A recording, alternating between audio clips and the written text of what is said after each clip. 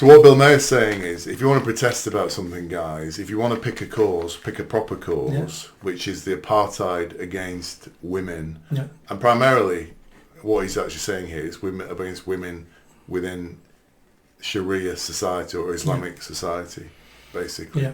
And I thought that was I agree as well, by the way, with what he's saying. I think it was a very bold thing for him to say, because it is an all-out attack really on Islam by saying that, because it doesn't apply to anybody else really. So I guess two questions: are his numbers and his stats right, and do you agree with what he's saying, Nick Buckley? His numbers and his stats, Oldham East. I'll presume are right. Bill is a little strange. Again, another enigma. He's a lefty, but he's not a woke lefty.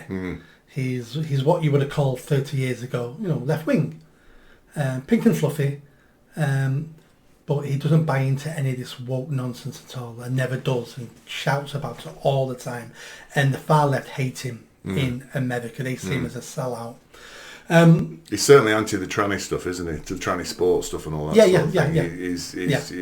He calls it out for what it is, basically. Yeah, he's an old-fashioned lefty. So whatever a leftist views were in the 70s, they're his views now. In fact, his views are the views that you're hoping to trap in Oldham East. The people who are lefties, but are traditional lefties, you would call them, basically.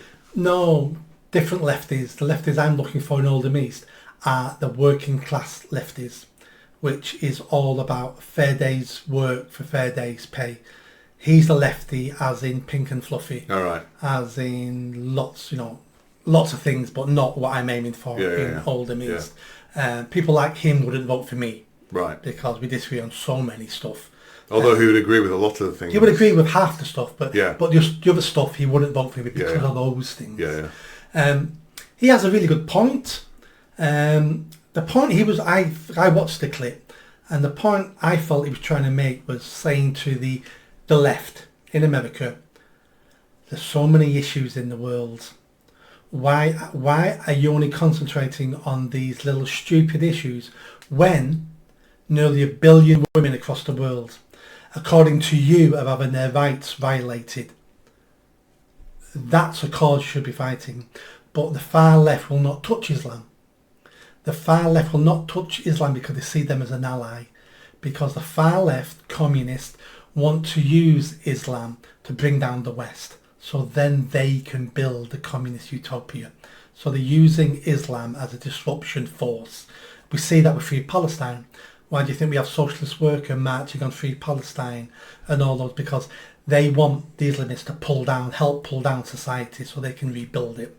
Once they pull down society, the Islamists will have their own version of what they're trying to build, and then they will be fighting each other for control. But at the moment, they're working with each other because they've got the same aim: destroy the West.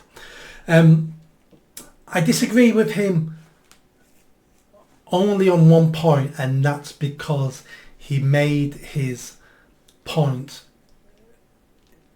not nationally, globally. We need to stop trying to influence and dictate how other people run their countries. So me and you might think Sharia law is wrong. Me and you might think women shouldn't be wearing the burqa. But who are we to think that and impose that on someone else? Yeah. Because if we get rid of the burqa, then they can wear Western clothes. Then Western clothes means crop tops. And crop top means you can have your tits hanging out. Because that's how Western cultures go. I'm not opposed to that. No, we're not as men, but Western culture, especially recently, has inbuilt in it this destruction behaviour of degeneracy. So do you think people in Iran or other parts of the world are looking at Manchester City Centre on a Saturday night going, we want our women dressed like them? Look how modest English women are. So we've got our own problems and we've got our own issues in society. Hence why we shouldn't be lecturing other countries around the world about how they should live. We should set an example for them if we think our culture is better, because it is better. We need to set our example out and say, you need to follow us. But they should do whatever they want to do themselves. Well, I think there's a limit to that. I think female genital mutilation is not acceptable. What about male genital mutilation? That's not acceptable either. So we should ban all Jews and Muslims. Yeah, I don't. Circumcision shouldn't happen. That's basically a physical assault of a very young child. Yeah. A physical mutilation of a young child shouldn't happen, and female genital mutilation shouldn't happen either. You're the first person I've spoken to with that who's actually been consistent.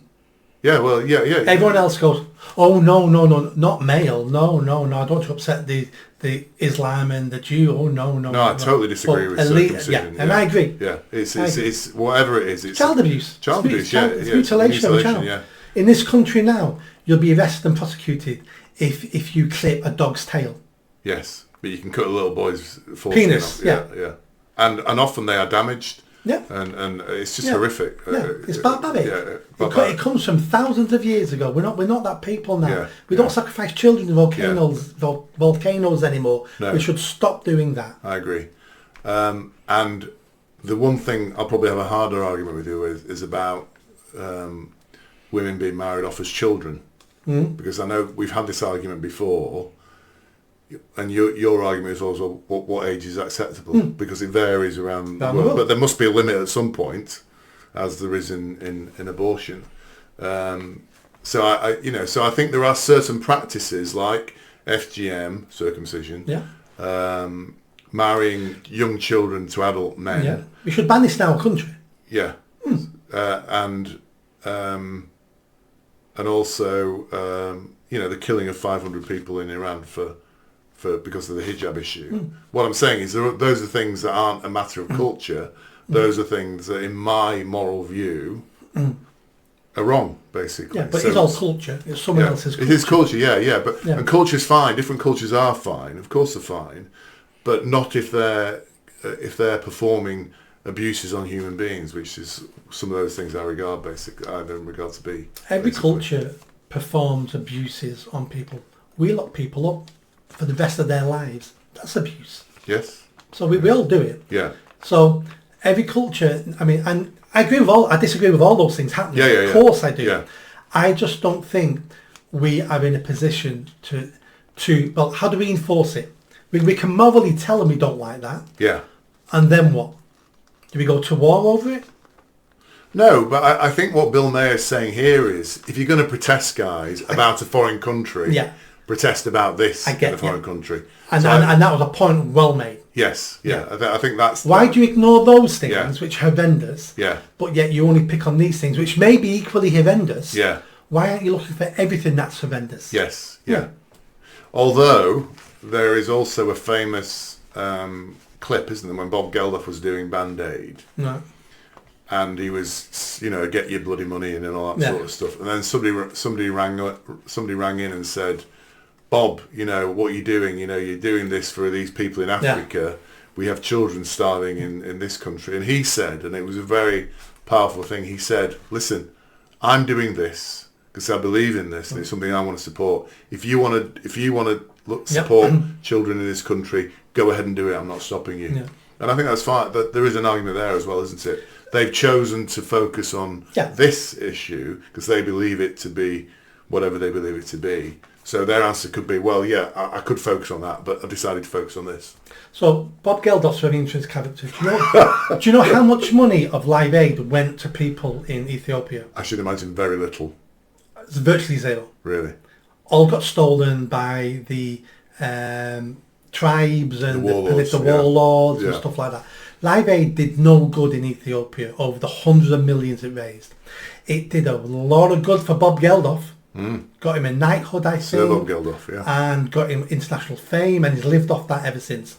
Before that, he was a B-class musician with one semi-hit. Yeah. I Don't Like Mondays. That was it. Yeah. He was a nobody, basically. Yeah.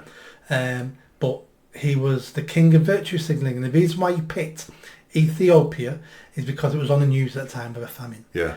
And you're right, there's lots of things he could have concentrated and raised money for, but he didn't. And every penny he raised was all misappropriated. Yeah. Because he didn't understand what he was doing. Yeah. And if all that money would have hit Ethiopia, he still wouldn't have done any good because he had no idea what was going on in Ethiopia. He had no idea how to help those people. And all we keep doing is interfering in problems we don't understand, which then makes things worse. Africa is worse now than it's ever been. Look at, South Africa is a basket case now. We keep interfering with these countries. They don't thank us for it. Things get worse and then they blame us. Band-Aid was good though. Really good show. I don't know if you watched it. Yeah. I gave £10, which I'd like back. I think you should write. So Bob Geldof, if you're watching, Nick wants his £10 back. But it was a really good show. I don't think you could get all those musicians of that caliber all together in one room again now, because I think they've become far too elitist and precious to do that. But that was a special time. It was a special moment. Early 80s in London was a very different time. Yeah. Pop musicians then were more like human beings, I think, than they used to be. Yeah, but most of them were real musicians as well. Yeah. None of them are now. But he does live a privileged life, because I was reading an article about somebody and they were somewhere and they said, Bob Geldof pops in. He was staying with Sting in his villa, and he's living this fantastic life now, Bob Geldof. Yeah. On the back of, you're right, he would have been ignored with all the other sort of B-list musicians, I think, at this time. And then as an Irishman, he then tried his hardest to stop Brexit and to get a second vote. So I can't stand the man. I've clearly touched nerve with the Bob Geldof Gave reference him a here. And in the mid-80s, early 80s... 40 years later, No, it's not about 40 years later. Nick is still bitter about the tenor. time, I was like in my late teens. A tenner in my late teens was a Friday or a Saturday night out. I know. It's a lot of money. I think I gave a tenner. That was like a night out. And I missed out a night out to give him a tenner. That's what annoys me. Yeah. I don't want a tenner off him. I now want 80 quid, because that's a night out for me now, 80 quid. I think you need to entitle this section of your podcast, Sir Bob Geldof. Yeah. I want my 10 quid back, you bastard, or something like that. Saint Bob, you're no saint. I want my tenner back now. I do. I didn't realise I touched it. I'm a complicated animal. Did you like that video? I think you did. Hit the bell, give it a big thumbs up, comment, and don't forget, I'm standing for election in Oldham East and Saddleworth. So please share this video, speak to your family and friends if you live in Greater Manchester, and if you live in Oldham East and Saddleworth, make sure you vote for me. Catch you soon.